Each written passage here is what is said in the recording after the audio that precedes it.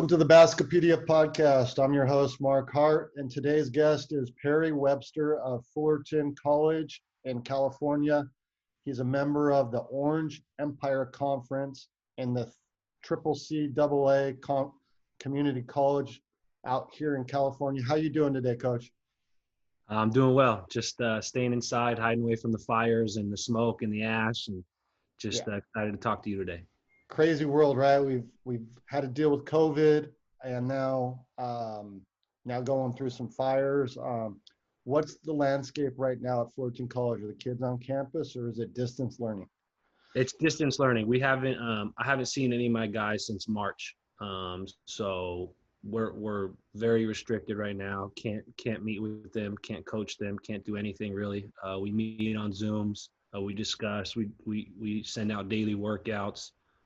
We're doing our weekly study halls kind of online.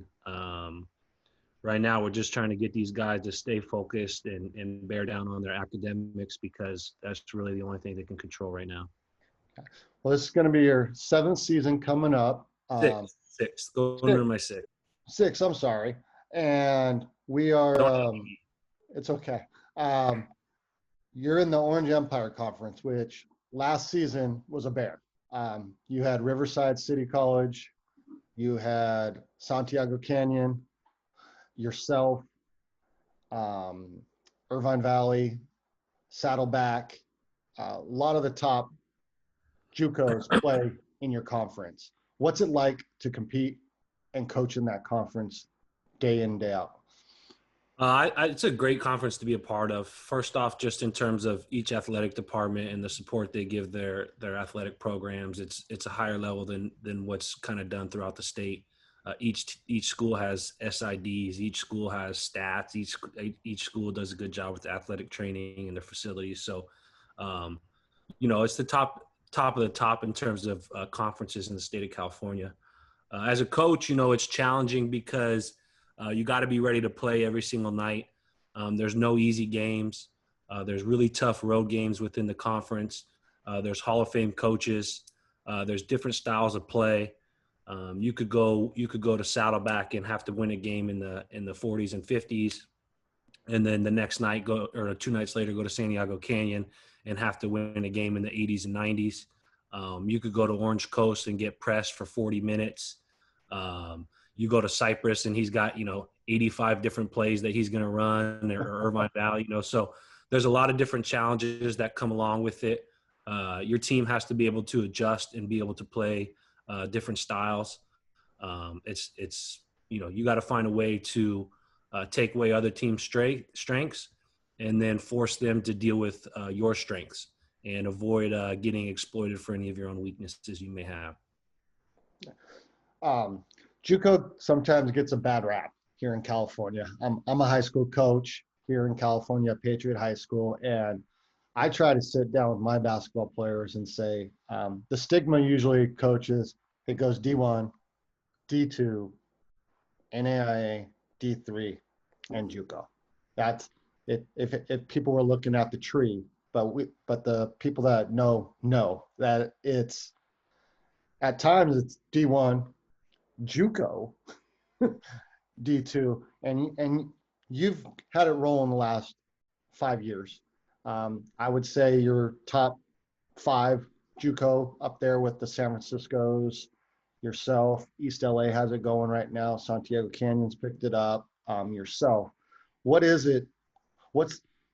Could you tell us why a player and what is good about junior college basketball? Even it gets a bad rap. Like, I'm just going to go to Juco.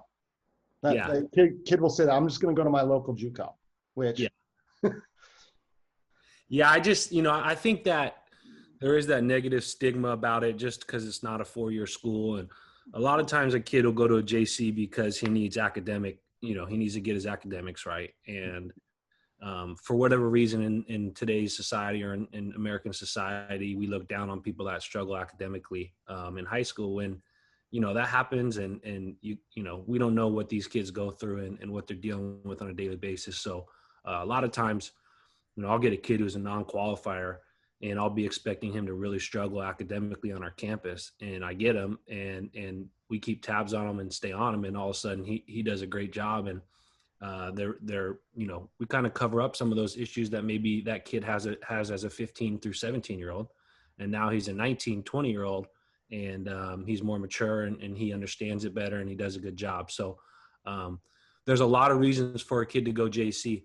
Just in my roster on a yearly basis, there could be a lot of different reasons why we would have a player that we have and the caliber of player we have. I would say a lot of times we get transfers. So I take a lot of Division I transfers, a lot of Division II transfers, national JC transfers. A lot of times you go to a 4-year school out of high school and you're just not ready for that. There's a lot that comes along with being on a college campus, the freedoms that come along with being away from your home, the level of play, the 4-year coach fighting for his job and trying to provide for his family, and the pressures that are on him, which therefore become your pressures. And a lot of kids aren't ready for that when they first go. So the JC is here as a fallback option for some. It's here for a stepping stone for others. My own experience as a player at the JC level was I had a pretty good high school career. I had Division II scholarship offers, but believed in my heart I was a Division I guy. So I went the JC route to earn that scholarship and to have success, and that worked for me. So whatever it is, whatever the issue is, or whatever the reason is, Division I, II, III, NAI, JC, whatever it is, it's about what you do every day. Are you working? Are you preparing? Are you doing the things that are right to set up your life in the long term? So I don't worry about stigma. I think guys that come through here are tough. They're tough-minded. They've been pushed. They've been held accountable, and they're ready to go help 4-year schools out. Okay. You've moved on 27 players since 2015 at various levels. Not all D1, but a lot of D1 kids. What is it that attracts Fullerton College to these guys? Is it the notoriety that you've produced those guys? Is it your skill development? How have you built it, Coach? Yeah, no, I think it's changed from my first couple of years to what it is now. My first year, Fullerton, the year before I got the job, had won 4 games. And I had just been an assistant at Saddleback the previous year, and we had just won a state championship in 2015. So I took the job over, and it was really, really important for us to be good our first year, because I thought if we could have a good first year, the recruiting and everything would be a little bit easier after that. So we got lucky. I mean, we signed, or we didn't sign, we don't sign at our level, but we got 4 transfers that came in that year. Ian Fox was a Division I transfer. Julian Richardson was a Division I transfer. Blake McBride was a Division I transfer. And then Kenny Barnes transferred in from a national JC. And all 4 of those guys were first-team all-conference guys my first year. I believe we won 22 or 23 games that first year, and so we were plus 19 in the win column right away. And going into year 2, it was like, okay, well, Fullerton's a player now. They have players. Perry's been able to show that they can be successful and win games. So then recruiting became a little bit easier. It was, hey, come jump on this. Let's do this. Let's get better. Let's get you out. And, that second year we lost in the state championship game at the buzzer. But again, it was just like we were still moving forward. We were getting better, and the players around us were getting better. And people were starting to take notice that Fullerton was a good place to be and to move on from. Okay. Well, you've been known for defense, and you played for Coach Ground at Saddleback, and then you went there. Is he heavily influenced on your defensive philosophy? He's heavily influenced my overall philosophy, especially on the defensive end. We're actually, we're similar defensively, but we also have things that we do differently. So the best thing from my experience with Coach Ground was that he allowed me as an assistant coach for him to have my own ideas and to bring them to him, and he accepted them, and we had success with them. So he helped me build confidence in myself, that I had good ideas and I had stuff that would work. And a lot of head coaches don't do that. But Andy has really, really helped mold me and my philosophy. But we both firmly believe in challenging every shot and rebounding the ball. And we're not so focused on turning teams over. Although at times we'll try to send double teams and keep teams on their toes. But the more important thing for us is to make sure that, teams are taking shots that are contested. 5 guys are blocking out, and we're rebounding that ball and focusing on getting that stop before we're focusing on going down the other way and trying to score. So I think that offensively, him and I are a little bit different. We play at a little bit different pace. Well, he's not coaching there anymore. He just retired. But I didn't even know that. Yeah. So, but there's things that we're different on. But in essence, the core of us is we're going to challenge every shot. We're going to make you beat us over the top, and we're going to play guys who buy into defending as the number one priority within our program. And if you hold guys and you hold players to that level, they're going to meet you at it. They're not going to just quit on it. They're going to meet you there, and that's how you get really good defensively. I'm a dribble drive coach and ran a lot of pressing and stuff. And there for a while with Vance Wahlberg up at Fresno City, it was the thing to do for junior colleges. And I think it's kind of shifted in the last few years where a lot of people were playing 10, 12 guys, getting up and down, pressing, and going out and watching a lot of Juco games this past season. Started seeing more 7-8, normal rotational, if you will. Is it because numbers are down, or you just think coaches are just changing and shifting their philosophy and feel that's the better way to play? I don't know what everybody else's philosophy, why their philosophy would shift that way. I don't mean this to sound arrogant, but we've always been that way. Like Coach Ground, he's always played a few more guys than I have. I've always played my top 7 or 8 guys, maybe sneaking a 9. I just feel like playing your best guys and focusing on getting stops and controlling the tempo, and the tempo could be fast or slow, but just make sure it's in your favor. And I think that we've done that. I've done that since I've been here. We did that when I was an assistant at Saddleback. So I think some programs are shifting to be a little bit more like a Saddleback or a Fullerton. Like, I know you're going to have Jeff Klein on later. Yeah. Jeff was all press and all 4-out dribble drive for the longest time. And then a few years ago, he even said to me, hey, we're decided that we're going to start playing like Saddleback. And so they played a matchup zone all year this past year. They played a little slower tempo. They do some different things. Now there's still dribble drive elements and some pressing elements, but I think that, the game is going to change here or there. It's going to keep changing. Like a guy like Todd Dixon at San Diego Canyon, they play fast. They shoot a ton of threes. They play, almost like an NBA team, the way their style is. So I could see some teams at our level transitioning towards that because he's been successful. But I think that whatever the philosophy is of your program or whatever it is that you're doing, none of us, are more right than the next guy. It's just about getting your players to be able to buy into what you are doing and what you are preaching and making sure everybody's going in the same direction. At the Juco level, you got a phenomenal staff, but they're not paid like D1 assistants. So how do you find guys that are able to coach with you and do the job that they do and do the recruiting that they do and help build this thing that you've built over the last 5 years? Yeah, well, I got lucky. My first week on the job, I hired a guy by the name of Tom Gorell, and Tom was a former high school coach at Catella, at Cypress, at La Costa Canyon. He was the LA Times Southern California Coach of the Year in like 1997. So he's a high school econ teacher at Catella High School in Anaheim. He lives down the street from Fullerton College. He knew Andy Ground. He kind of contacted Andy when he heard I was going to get the job. We had lunch, like I said, a week after I had the job.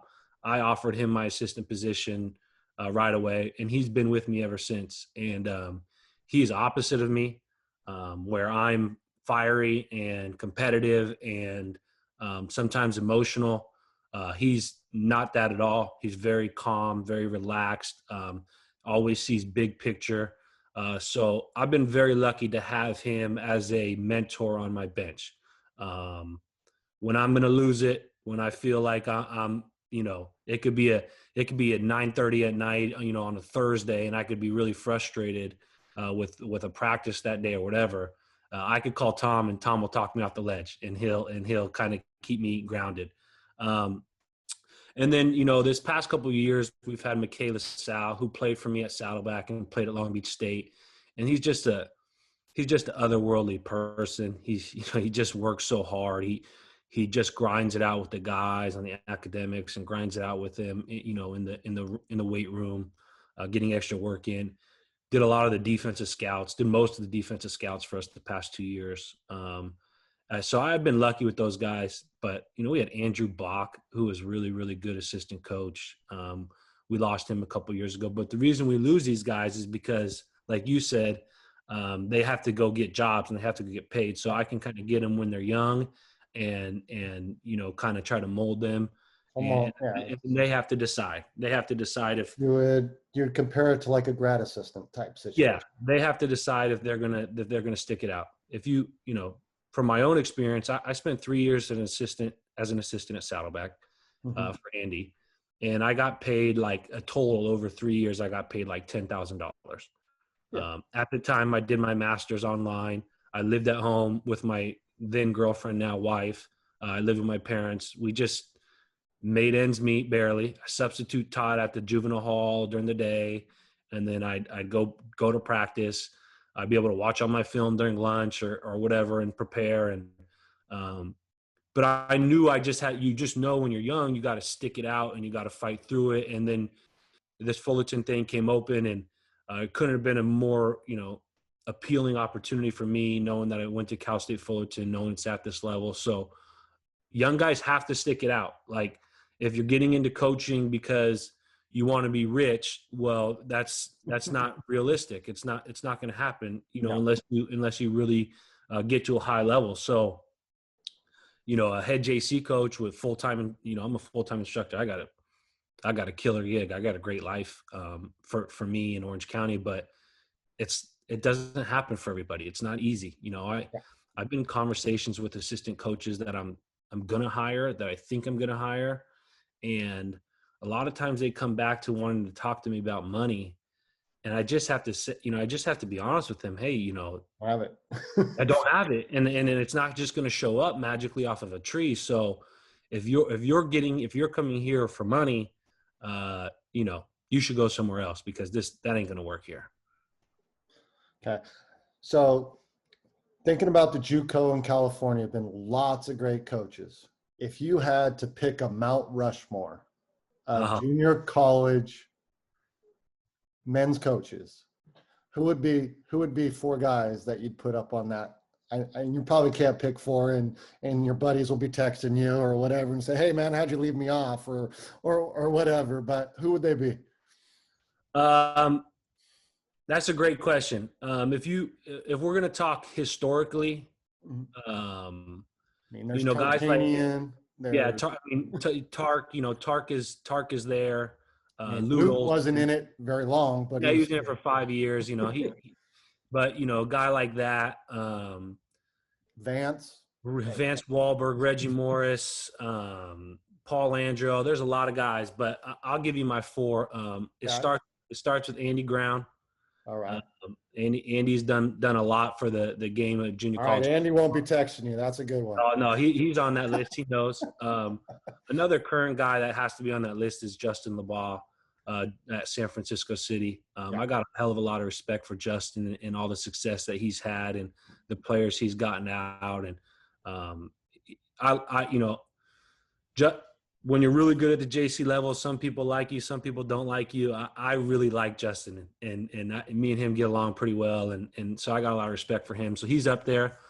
Tark obviously is up there, and then I think you go with Lute. I think a guy like Ed Maddock at Fresno City has won a ton of games and been really good. I mean, I'll say it. I'm a Wahlberg guy, but I'll say it. He's taken it and flown with it, and maybe Yep. even took it Yep. even to another level. So, Yep. I mean, Phil Matthews. Phil Matthews is at Riverside now.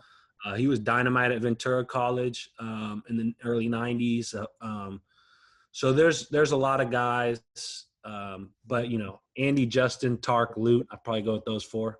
I mean, like you were saying with the teaching and the gig. I mean, I got Jeff coming on. Jeff's probably one of the elder statesmen of seniority and done this for 20 plus years. You got Jerry Hernandez in your conference that's done it. 25 years. Yeah. I mean, what is it? Comfortability? Why guys stay? I mean, it's not coaching ability, because I know you guys can coach, and you might have had chances to go, but you get to a certain point where you just say, "This is my calling," maybe.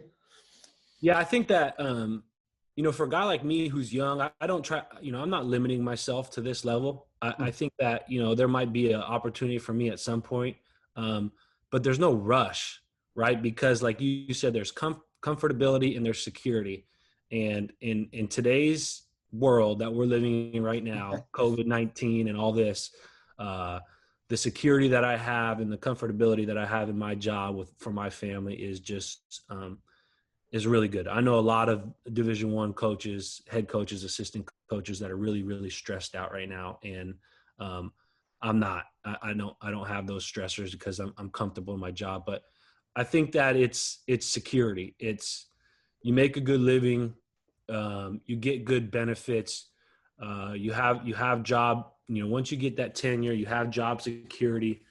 You could be here for your whole life, provide for your family, and then do what you love, which for us coaches, we're all doing what we love.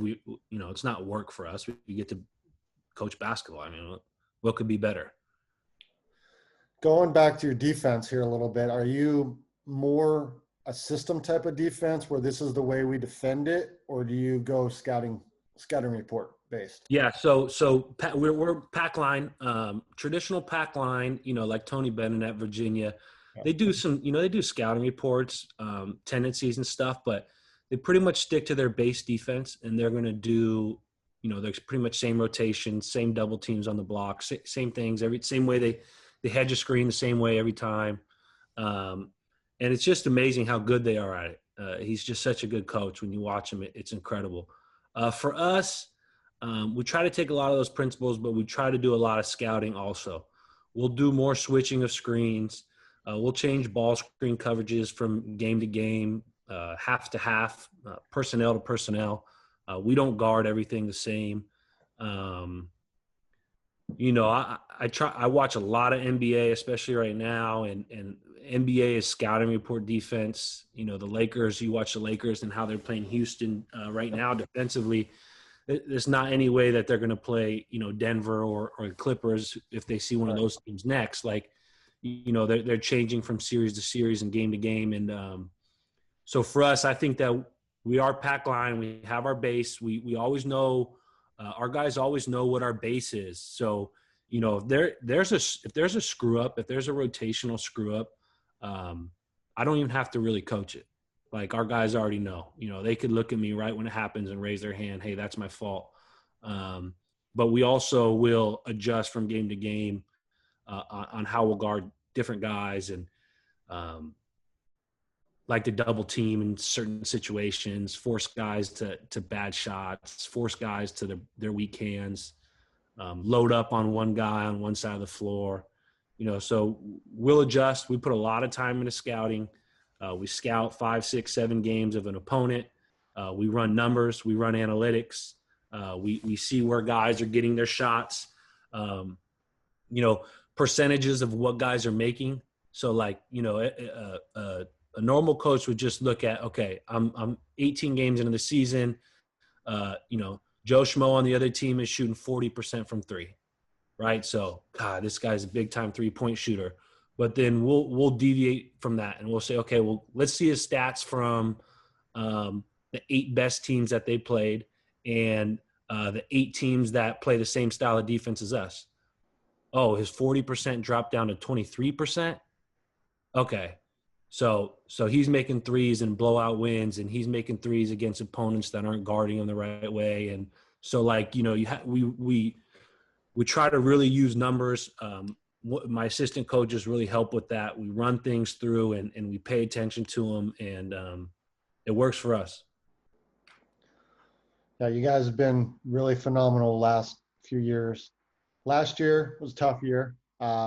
You won the championship in 2000 the year before, and you had it rolling, and the injury bug smacked the Hornets in the face. I mean, I follow you on Twitter, and you guys never used it as an excuse, and still found a way to get over 20 wins in the season in the tough, arguably the toughest conference in California. Would you say? Not arguably, the numbers back it up. Okay. Well, I'm trying to be PC. You go.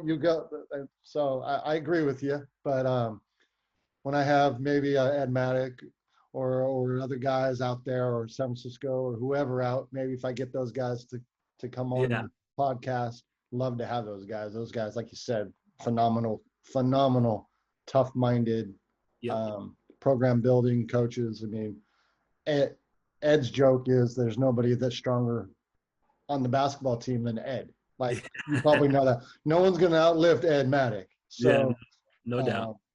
So, can you compare and contrast for the people that are not from California? Because I have listeners not in California that have no idea that California is their own association. We're not on the national Juco. And is there advantages for that, or you feel like, is it a disadvantage not being national Juco? If I tomorrow could snap my fingers, decide that we are going to be a full scholarship national JC, I'd do it, no questions asked. I would love to be able to compete at that national level and go against all those coaches that are highly regarded throughout the country. Some of those national JC jobs have always been really appealing to me because of their scholarships and because of their support. In my mind, California is going to come to a crossroads here soon, because we talk about, not to get too far into injustices in the world, but I'm not even allowed to feed my players. And when you think about that as a California JC coach, and you think about, I'm doing everything I can to recruit this kid. I'm telling his parents I'm going to take care of this kid. And this kid may not have any money, and I can't bring him McDonald's to his apartment. I think that that's an issue, and I think that that's a problem, and that's something we really need to look at as an association. So there's been a little, preliminary back and forth talk with the NJCAA about California joining them. We would join them on their Division III platform, I guess, which is non-scholarship. I would like to see us dive into it. I understand there's a monetary aspect to it, and but there are haves and there are have-nots, and I feel like at Fullerton I'm in the haves, and I feel like I'll agree with you. Yeah, I feel like if we just decided, hey, we're going to allow 13 tuition waivers. I mean, I could recruit California kids, but then I could go recruit other kids out of the state, and I give them a tuition waiver. I mean, that's going to save them, $8,000 in tuition. Their financial aid could cover their cost of living, and then we could find jobs for them on campus, and that could cover their food and drink and stuff, and we can make it happen. I would love to see it. I would love to do it. I know there's some coaches that think I'm just ridiculous and they don't want to do it. But I think if you look at the top, let's say 5 to 6 programs in the state, You think about a San Diego City or a San Francisco City or a Fullerton or an East LA or a Cerritos or a Ventura or a Fresno City or a Santa Rosa. Those schools and those athletic departments were set up to go be really good. If you're a national recruit, right? If you're a national recruit and you're going to take visits to colleges and you go visit Arizona Western and you go visit College of Southern Idaho and then you go visit San Diego City in the heart of San Diego, a minute from Gaslamp, 75 degrees, 85 degrees year round. Go on vacation right there every year, right, man. Right. So like we could really go and battle these teams for players and raise our profile. So I would love to see it. It's probably a far out dream of mine. It might be really far fetched, but if there was a way for us to do it, I would love to. I do think that, if you look at the talent on San Francisco City's roster on a yearly basis, they could go compete with anybody. Yeah. My team that won it in 2019, I've had plenty of Division I coaches that's, been in our practices, watched us play multiple games, and have watched team, I was told by all of them, you would have been at Hutch this year. You would have been in the top 10 to 15 in the country. Maybe they're just blowing smoke, but I think that with scholarships, we did that with no scholarships. Sent 3 of those guys Division I, 4 of those guys Division II. We're not giving them anything to come here. So if we were able to give them some incentive to come here, I think we could all raise our level. So is California the best JUCO basketball in the United States? No, not from a competition standpoint. It's not close. That's reality. I play 10 games a year with guys that aren't going to play at a 4-year school on the other team. So, like I said, I think that at the top it is. But I think the top 20 to 25 could compete. Like you think about a school like Allen Hancock, Tyson I, they're in the top 15, 20 every year, right? And haven't quite gotten over the hump to win a state title or to be in a Final Four, but he's been in a Final 8. He does a good job. They could go anywhere and compete with anybody. And they're tough and they're coached. So like, I do believe the top 20 to 25 can. I just don't know, below that, I think it'd be really hard.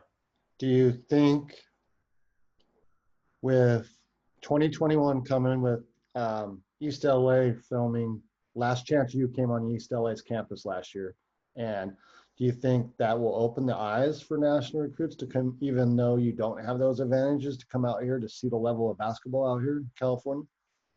Yeah, possibly. There's a lot of guys from out of state that come to California. It's just in Fullerton, we don't do it for basketball very often. We've had a few, but like our football program brings in a ton of them, 40 or 50 a year. It just becomes a financial burden. It just becomes something on top of these kids where they're taking out loans and they're having to do stuff, and it becomes a burden that they're going to carry with them after they leave us. So for me, in my heart, it's hard sometimes to have these kids come to a JC and have to take out loans to make it work. It just doesn't feel right. Okay. NBA fan. So who's your team? Oh, come on. Lakers, baby. Lakers. Okay. So we can go here. Who's your top 5 Lakers of all time? Oh, well, you got to have Magic, Kobe, Kareem. Those 3 guys have to be in it. From a purely standpoint, even though LeBron hasn't, he's only been here a couple of years, LeBron, Kobe, Shaq, Kareem, Magic, done. Those 5. Yeah. So you leave out Jerry West, Elgin Baylor, some other really good players. Yeah. I'm going to go my top 5 NBA players. I'm 45.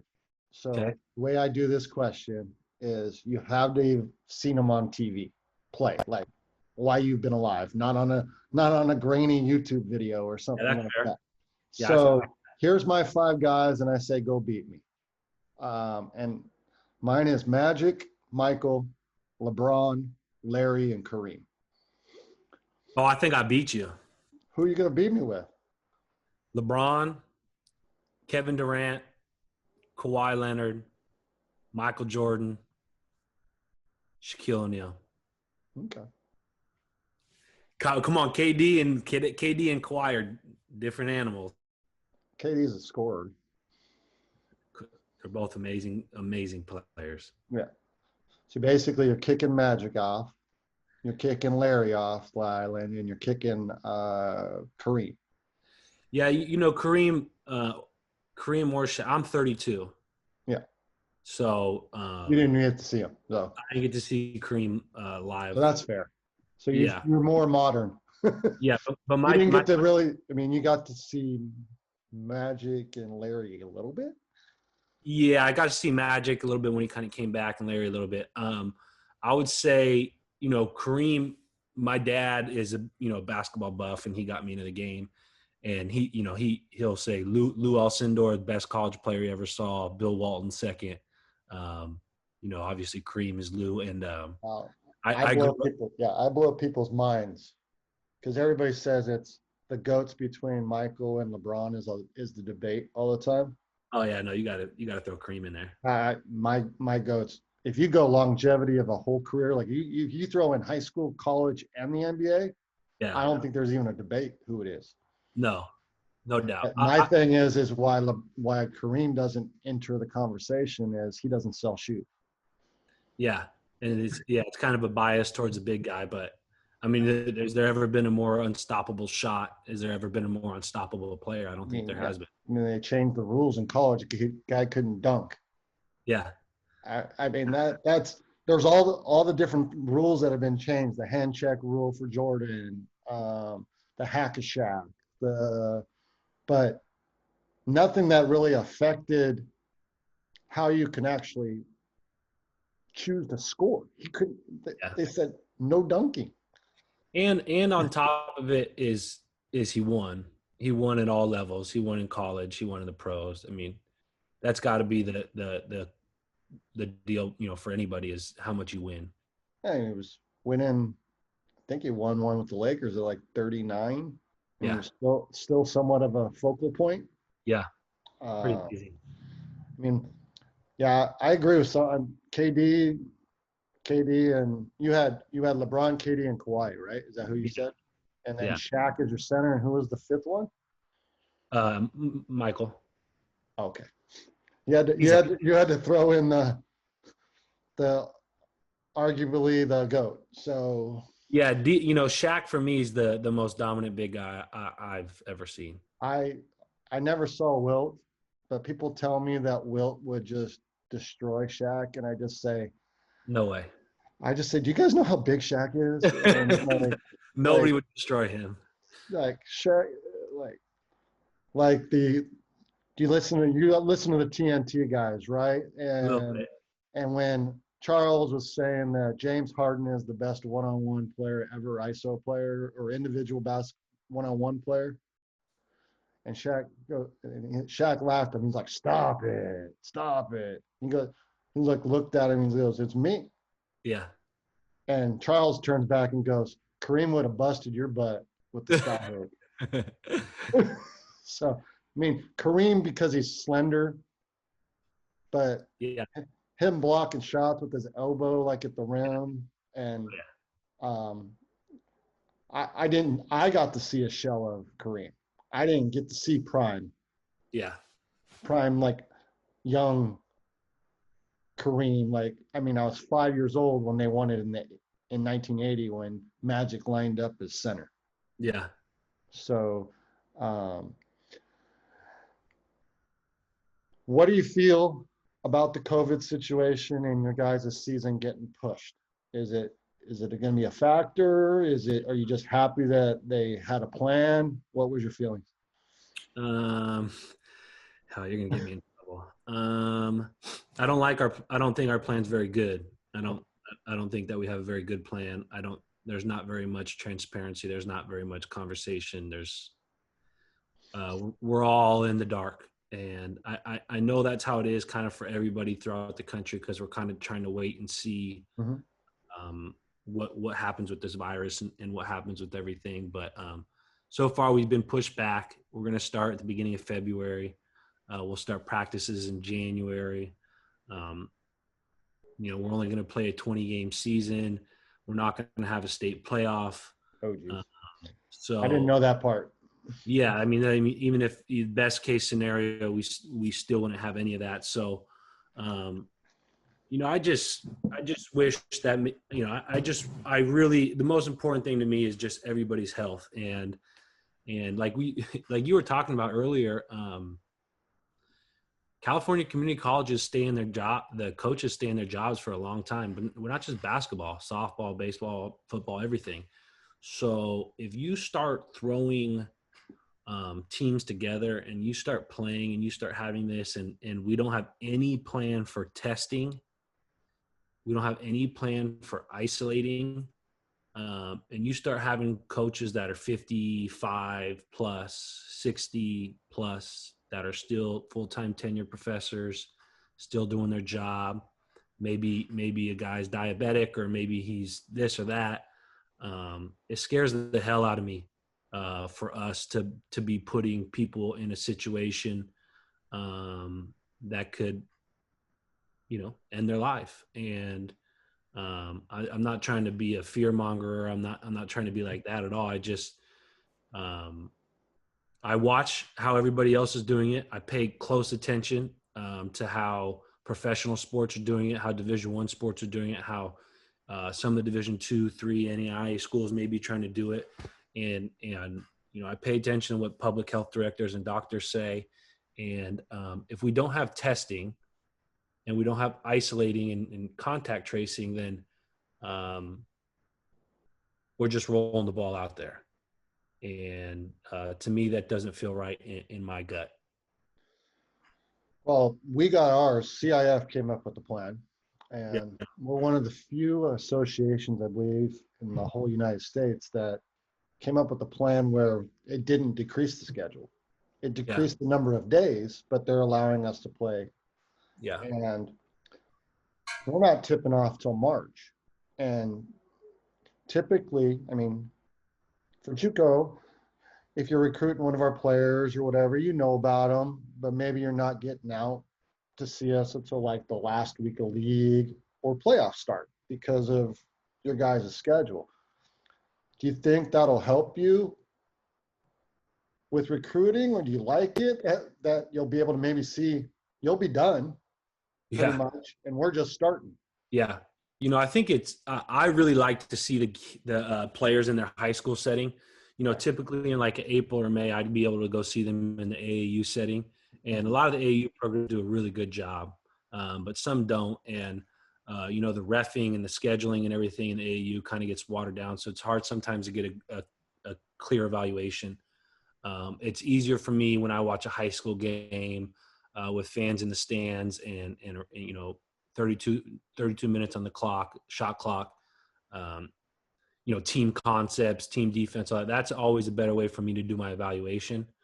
So I actually will like being able to get out and see more games. It's really hard. Like you said, it's really hard during the season because we play Wednesday, Friday, which is similar to almost everybody else or everybody in CAF. And then, we don't finish our practice every day till 6. So in order for me to get to a 7:00 game in LA, it's damn near impossible. So You're only be able to recruit your local OC area. Yeah, which isn't gonna. Which those ones already. So yeah. So that for me, you need to be going to LA, the Inland Empire guys, and San Diego. Those are spots where we're going to recruit. So that's where we've been successful, is recruiting the Inland Empire in LA. That's where most of our all league guys have come from. Yeah. So I mean, I was happy they had a plan, and then I started looking at it and like, okay, it's pretty good. And then it was just wild that little other part where it says they could play travel and their high school team. How do you think, you don't coach high school, but how do you think that's going to affect the the elite high school teams, where you think kids are going to make decisions, or do you think kids are potentially going to sign earlier with the uncertainty of the COVID situation? Yeah, yeah. That's if I were a high school coach, that would not be a good position to be in. Part of being if you want, you got to play the politics with the AU coaches a little bit, and the best high school teams usually have a coach that's got pretty good relationships with the AU coaches, and they work together on players. And you think about Gary McKnight at Mater Dei, he shuts down. He doesn't see a lot of his guys in the summer because they're out playing in a national AAU circuit with their high profile AAU teams. So now, what happens for Gary when they got a big game on a weekend, Playing St. John Bosco on a Friday night, and there's a big Or what if they're playing on a Saturday night and Ryan Silver has his West Coast Elite team playing on the same day. How are those conversations going to go? How are these players going to be shared? So there's a lot, I think, that people, you think about a guy like Dave Rabibo at Harvard Westlake. He coaches Team Why Not, and then coaches his high school team. I need to call Dave and see what his plan is, but I just been thinking about the different dilemmas that are going to come didn't up. think about the guys that are Doing both, coaching some elite high school teams and then coaching an elite like 17U with an elite AAU program. Yeah. So there's those guys too. So I think that there's a lot to be figured out for everybody. And it's sad to say, I don't know how important winning championships is going to be this year. I think, and I don't mean to say it, but I just think that everybody's just going to be focused on, okay, let's just get some sense of normalcy back and let's try to put together as best a season as we can. At the end of the year, if you don't win it all, or at least for me, if I don't win it all, I'm kind of heartbroken. But this year would maybe be different, where you'd feel at the end, okay, this is great that we were able to get back on the floor and do it. Yeah, I agree with you. I mean, I was one of the only schools, I think, in California that got a chance. We got 2 days of workouts in the summer. Yeah. June. I don't know if you saw that when I played. I'm like, oh, we're back. Yeah, I saw that. Wednesday, Thursday. So then the email comes at 9 a.m. on Monday that says, we're not allowed to do it anymore. I know some of the private high schools are. And now we got positive news just for our sports that are considered winter. So there's like 6 of them now, the fall sports that moved to winter on our new calendar. Out here in Riverside, believe it's the Norco School District, our school district, Harupa, and the Riverside School District have been given the go-ahead by the Riverside County to start doing social distancing and all the guideline stuff, but workouts starting September 28th. So will you be in the gym? I'm not allowed to yet. They're only the sports that are going to be playing in January are allowed to right now. Oh, okay. Starting September 28th. We're being told potentially, if things are going well, the testing going and nothing's happening with these guys that are coming, that we'll be able to potentially start up in like November. Will your athletes be tested? I don't know if the school will be providing a test. I don't know. That's a good question. We just got this September 28th email yesterday. So that's a very good question. I think that would be, I see that there's these 15-minute rapid tests and stuff. I just, I don't know the economics of it all, how much it all costs, but we don't have a bubble. We don't get tested every day. Yeah. So it's amazing though, the job that they've done. I don't believe anyone's tested positive, correct? At the NBA bubble? Yeah. No, not since they got going, no. Yeah, and now they've opened it up a little bit where family members are allowed to come. And yeah. What do you think about watching that on TV? Is it kind of weird? Oh, no. They've done a pretty good job miking in noise and. Yeah, I'm enjoying it so much.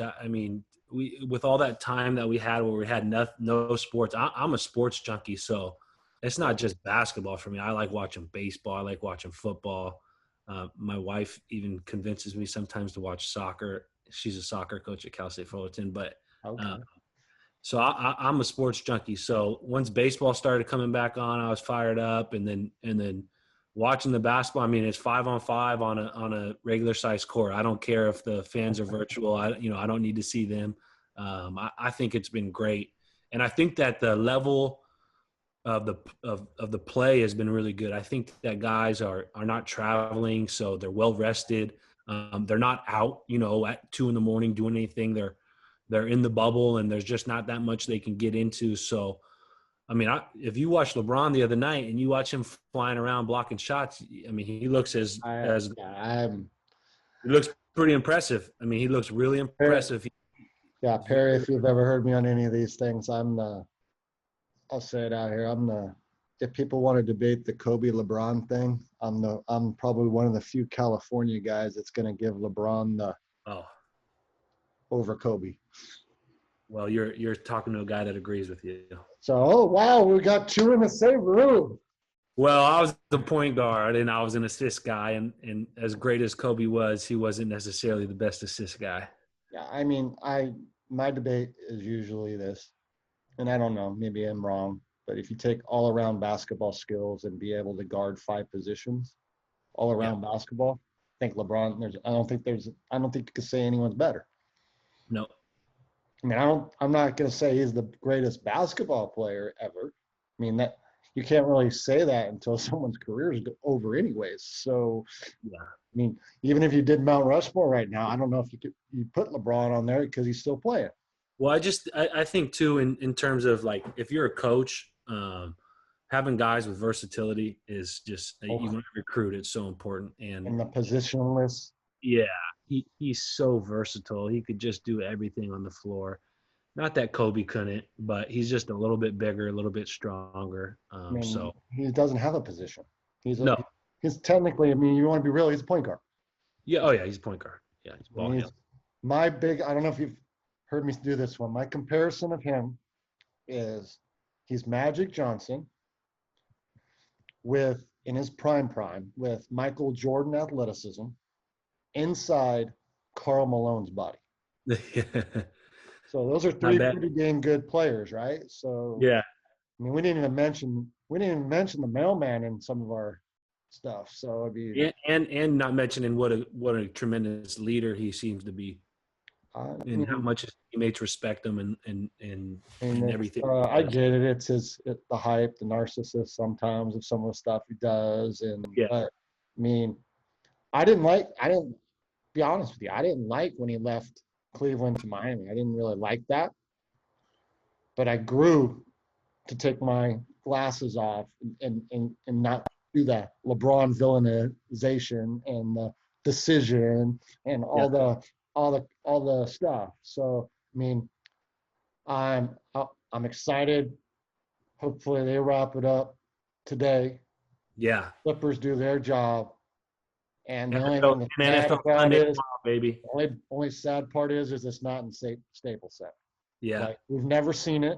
We've never seen a Clipper-Laker playoff series. Hey, we're public school guys, though. We don't have money to go to a Laker game, anyways. We can't go to. It'll be on TV. I mean, anyways. When your stipend for your assistants are what high school varsity coaches get paid. So, yeah. Let's be real, right? When you were mentioning the amount of money, that's where it basically is at. Your $10,000 for 5 years or whatever you did with Grant. Yeah. That's an LA City.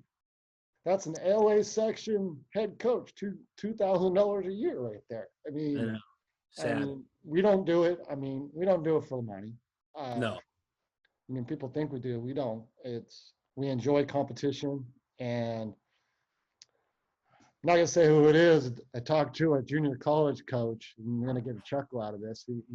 He basically said that his program's like a rehab center. We get them in and we get them out, and if they're here too long, we didn't do our job. Because Not that it's bad. It's basically like you said. Majority of the time, if a kid has talent, he came to JUCO because something went wrong, and it's usually grades. That's probably the number one reason why a kid doesn't that Yeah. that's a D1 talent or whatever isn't at the D1 school. Yep.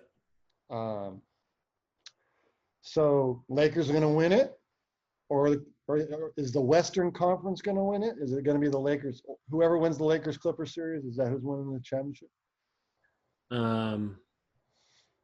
We'll see. I don't know. I think Miami looks really good in that bubble. They're really tough. They're really well coached. Oh, it's in Florida.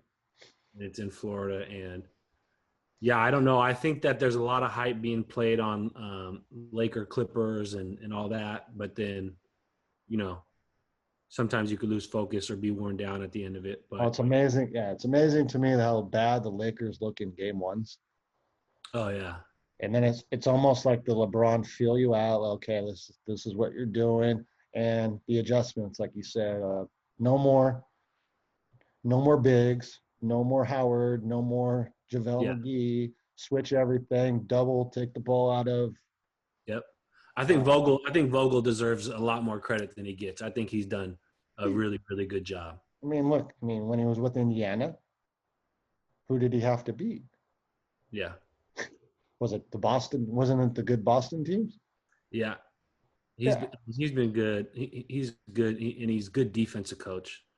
Good defense. Give your opinions so people can hear of Caruso.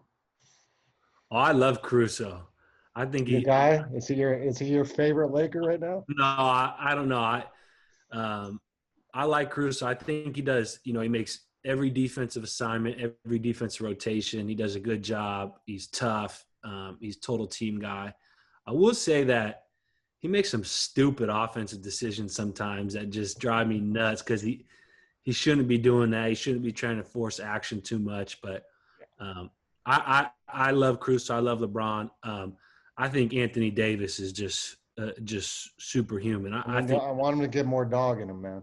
Yeah, I know, but I mean, he is. If you look at when they play the Clippers, he does not score in the fourth quarter at all. We'll see. We'll see in the playoffs. I just think he's so good defensively. He's an interchangeable part, man. The way he switches on the screens and keeps small guys. I mean, he's matched up with Westbrook. He's starting the games on Westbrook, and that's another conversation. But he's done a great job. And people go, can Houston never win? And I just say no team with Westbrook on it could ever win it. Is what I don't know about Westbrook. I believe he's a phenomenal talent. I just don't think that. I think the philosophy has flaws. I think that if you're not going to focus on defending and rebounding, you can't win it. I've never seen a team win a championship that's not, a top 5 defense team and doesn't do, at least adequate job on the boards. I have to look up that. That's a good stat that we have to look at it. If any NBA team has ever won it that wasn't in the top 5. I mean, you think about those Warriors teams. I mean, Curry, those guys are incredible, but I mean, they were led the league in defensive field goal percentage. So, I mean, there's the common denominator in all sports is defense. Defense wins championships is true. There's every team who's good and wins the championship. But how many teams have won it that are like 15th offensively? Well, I don't know. What was Toronto last year? Like, I don't know. I would have to look at that. I'm just saying, in yeah, I mean, you know what I mean, though. I mean, you got to be good. You got to have both. You got to have both. You got to have both. I think that Houston has kind of their philosophy has gone away from really not caring about the defensive side and just saying we're going to spread you out and make more shots. And it was interesting. They were the top defensive team going into the Lakers series, I think, in the bubble. Yeah. If you think about with 6'5" center. What if Houston just would cut? What if on offense, instead of just standing out on the 3-point line when Lakers are getting all of those doubles and all those rotations, just cut and go get layups. Well, I can't say what I think of their offense on the podcast. I get banned. I have a saying. Vocals, Darren. I have a saying of what Harden does, but I would get censored or I'd get probably in trouble. So I'm not going to say what. We could do that one off air. What do I think their offense is? But look forward to you potentially coming on System Basketball and doing a Zoom clinic and letting people know more about building a program or your pack line philosophy, whichever one you'd like to do here in the future, Coach. Want to wish you and your program safety and good luck on the season. I love watching you guys play. I know we were in touch throughout the season about one of my guys, and love what you do there, and keep the grind up, and wish you all the luck. Yeah. Hey, appreciate you having me on and for you doing all this, and we'll talk soon so I can get up on the System Basketball. All right, man. Take care.